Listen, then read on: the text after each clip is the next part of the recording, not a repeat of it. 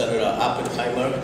We have also been joined by State Senator Craig Johnson, Nassau County, and our Assembly sponsor, Assemblyman Sam Hoyt from Buffalo. Our next speaker is State Senator Brian X. Foley from Suffolk County. Thank you, Senator Deland, and it certainly is an honor and a privilege to be here this morning with so many outstanding advocates who've been working and cultivating these fields for many, many years. Today is really the culmination of a lot of hard work among a number of elected officials and advocates throughout the state of New York. And coming from an area of the state that has been championing the smart growth principles for a number of years, we are very, very pleased that this is now being taken statewide. When you think about complete streets, safe streets, when you think about smart growth principles, where we will have incentives for localities throughout the state to adopt these particular principles, this will make our roads safer, this will make our roads more passable, and plus the focus, and this is what's so important, particularly under the stewardship of Senator Deland as the Chair of Transportation, we are focusing on roads not just for automobiles, but also for other modes of transportation, whether that means walking or whether that means by bicycle. So this is a very, very important day. This represents a lot of effort by so many different advocates throughout the state, and it shows that when elected officials and advocates work together, refine bills, then put it forward, we do something that's really remarkable. This is going to impact the everyday lives of New Yorkers throughout our state, and that's what public service should be about, and that's what today is about. So I want to thank everyone for the leadership, both the elected leadership as well as the leadership of the advocates for this particular day. And we know that New York will be a safer place once these bills are adopted and once the localities take up the challenge that we give to them by virtue of the passage of these bills today. Thank you, Mr. Chairman. Thank you, Senator Foley. We were briefly joined also by State Senator Shirley Huntley, and I just have to say that some of the senators may be running out back and forth because we do have majority conference going on right now. So at this time, we'll have Craig Johnson come forward.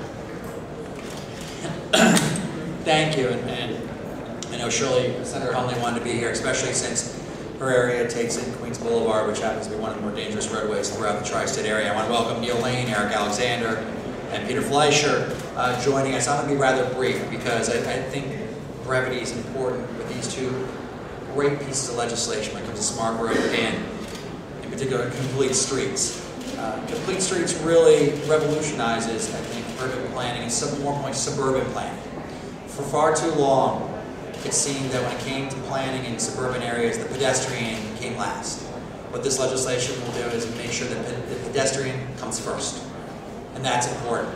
Take Hempstead Turnpike in my senatorial district, the 7th senatorial district. Hempstead Turnpike happens to be one of the most dangerous roadways when it comes to pedestrians. From 2006 to 2008, 13 pedestrians were killed on Hempstead Turnpike. Jericho Turnpike in my district had 5 pedestrian deaths at the same time. We need to do more at the state level to assist our localities in helping plan their streets better and safer. And so I'm honored to stand before a terrific group of advocates like AARP, who stood with me in New Hyde Park with the village officials there, knowing how important the Complete Streets program was and is to the revitalization and continuation of New Hyde Park. So I thank you, Chairman Deland, for this outstanding piece of legislation. I look forward to supporting it on the floor. I thank you for your time, and I thank all of you for your time.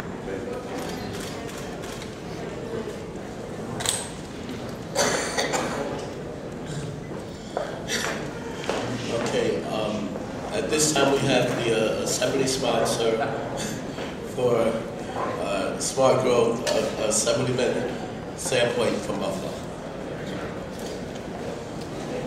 Thank you, Chairman. I'm not going to touch this.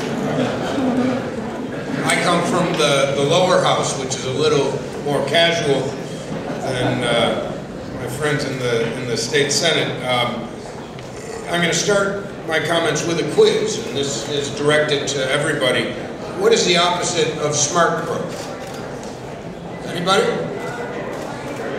Somebody said stupid growth. I would agree. And New York State, for too many years, has been a party to the facilitation of poor planning and poor investment. And if you want to say stupid growth, you can. And I have been in the State Assembly working on smart growth legislation now for over a decade. And I guess there's a lesson learned here that in order to get something accomplished, as previous speakers have said, you need strong partners. And in recent years, several things have happened. Peter Fleischer came on the scene. There has been no greater champion or advocate for this effort than Peter Fleischer. That on the grassroots level. Partners in government, Susie Oppenheim, the incredible senator who is behind me, always either by my side or behind me, or I'm following her. She's a superstar. She took this bill, she became a champion of it, and said we're going to get it done. So the progress that we had made over the years in the smaller house? No, it's a bigger house. The other house was finally complemented by the incredible energy and commitment and dedication from Senator Oppenheimer. And here we are today with the Assembly having passed this bill just yesterday and the Senate moving the bill today.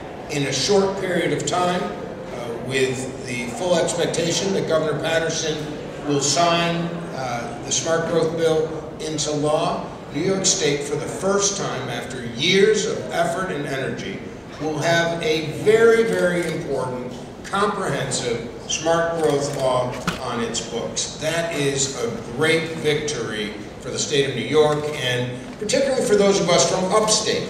Upstate, there's been this interesting dynamic, and it's a dynamic that has certainly contributed to the sprawl that has really, in so many ways, destroyed so many upstate cities. What's that dynamic? We have shrinking populations, shrinking economies, yet massive growth in terms of the number of developed acres within our regions. In the city of Buffalo, we were once a city of 600,000. We're now a city of 260,000.